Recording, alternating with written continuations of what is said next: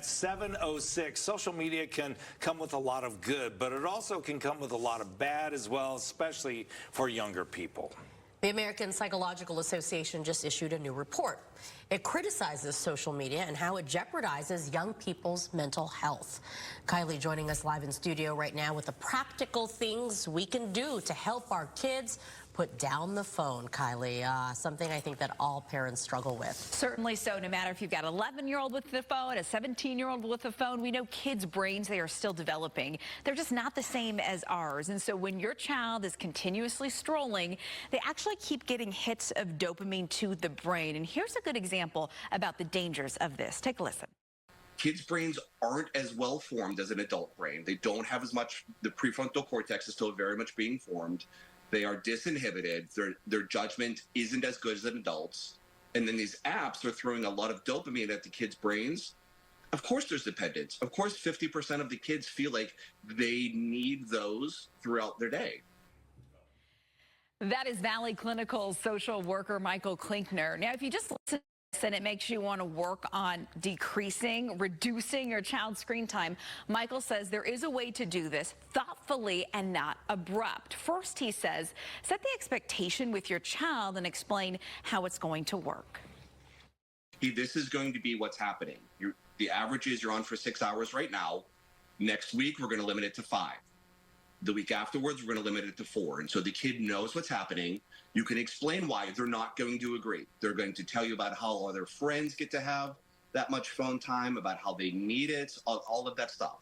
You can explain to them about how it's a bad idea and why it's a bad idea. And they continue to limit down and down till you get to a reasonable time. Now, Michael says the recommendation for most people is only 2 to 3 hours a day. He suggests that parents have dedicated no phone time during dinner, maybe homework time, along with a cutoff before bed. He thinks kids need regular time throughout the day where they don't have their phones. Another big thing, those push notifications, Michael says, they're kind of like a slot machine in Vegas, why they're especially hard for kids to resist and what to do about it coming up, guys, at 8. But really interesting to chat with him and read this report. And certainly scary out there for so many parents. And obviously kids are going to be on their phones, right? But if we can limit it a little bit, if we can make some adjustments, maybe we can help them not be so dependent on those devices. I have to tell you, I never have really thought about turning off push notifications or thinking about that. So that is a great point. It's addictive for all of us. Oh my gosh, what do they want? Yeah. All right. We'll be listening to that in your next Much more hour. to come at 8. Thank you. Kylie, thank you. This week's state lawmakers from TikTok to Snapchat and Instagram. A lot of kids are addicted to their devices and social media, and so are a lot of adults. Yes. A new report from the American Psychological Association says those social media companies need to do more to protect our kids. Oftentimes, though, the burden, of course, falls on the parents as well. So Kylie is joining us live right now with the practicals, things we can do to help our kids stop that endless scrolling, and maybe we can be listening in to see how we can stop too, right? Exactly, right? The parents, you have to mimic the behavior you want your kids to do with their phones. So it's not about cutting them out completely. We know there are a lot of benefits to being on your phones, right? Some of the social benefits, but it's about just making some adjustments. This new report really saying that social media companies need to make some meaningful changes to protect kids, but will they? The report says that these platforms are built for adults, and we know brains still developing in young people until about the age of 25. So as your kids pick up their phone, as they're scrolling through it, dopamine is created in the brain, and that's the brain's main reward system.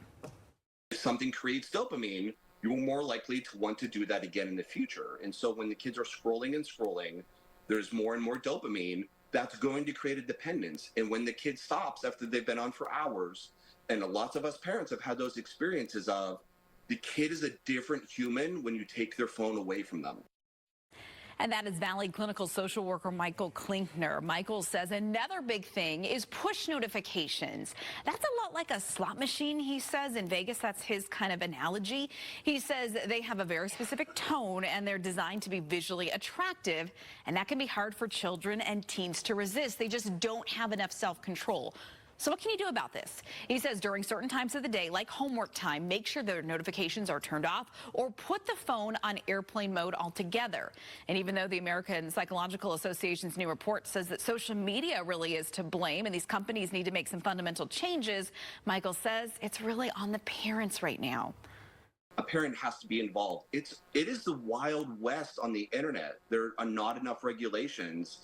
And the idea that a parent is just letting a kid, especially even younger kids, as young as elementary school, have unfettered access to everything the internet has to offer, it can't go well. There's no way. So as for screen time, Michael says the recommendation 2 to 3 hours a day. We know most teens, let's face it, they're on their phones more than that. So how you can start scaling them back coming up, guys, at 9. It can be done, apparently, and there's a thoughtful way that you can do it that's not abrupt. We'll explain, Tess, in just a bit. Well, social media, we know, can come with a lot of good, but it can also come with a lot of bad, especially for teens. In fact, the American Psychological Association just issued a new report, and it criticizes social media companies and how apps jeopardize young people's mental health. So Kylie is in studio with things that you can do so your kids can be a little more safe when they put that phone down. Hopefully put it down and limit their screen time. 2 to 3 hours a day. That's what a lot of people say they should aim for. We know that kids' brains are still developing, and they're just not the same as adult brains. And so when your child has the phone, they're constantly scrolling and strolling. They actually keep getting hits of dopamine to the brain. And here's a good explainer about some of the dangers that can pose. Kids' brains aren't as well formed as an adult brain. They don't have as much, the prefrontal cortex is still very much being formed. They are disinhibited. Their judgment isn't as good as an adult's. And then these apps are throwing a lot of dopamine at the kids' brains. Of course there's dependence. Of course 50% of the kids feel like they need those throughout their day. So that is clinical social worker Michael Klinkner, who has a practice here in the Valley. If you just listen to this and it makes you want to work on decreasing your child's screen time, Michael says there is a way to do this that's thoughtful and not abrupt, not harsh, not just taking the phone away cold turkey. He says first you have to set the expectation with your child and kind of explain how it's going to work, and this is a good example. This is going to be what's happening. The average is you're on for 6 hours right now. Next week, we're going to limit it to 5. The week afterwards, we're going to limit it to 4. And so the kid knows what's happening. You can explain why. They're not going to agree. They're going to tell you about how all their friends get to have that much phone time, about how they need it, all of that stuff. You can explain to them about how it's a bad idea and why it's a bad idea. And they continue to limit down and down to get to a reasonable time. And like I mentioned, the recommendation, he says 2 to 3 hours a day. So how do you do this? Well, he suggests having dedicated no phone time during dinner, maybe homework time, along with a cutoff before bed. And another big thing, those push notifications, they can certainly be hard for a kid to resist. They see it, they're like, oh, I hit the jackpot.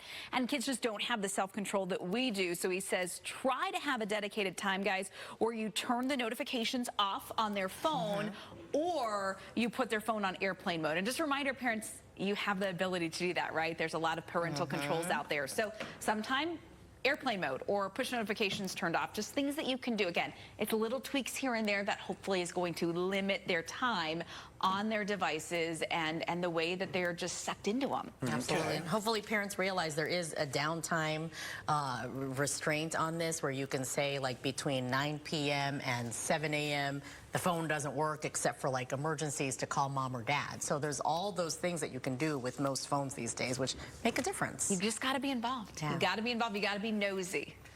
Thank you for those tips. Wait till your little one is all grown up.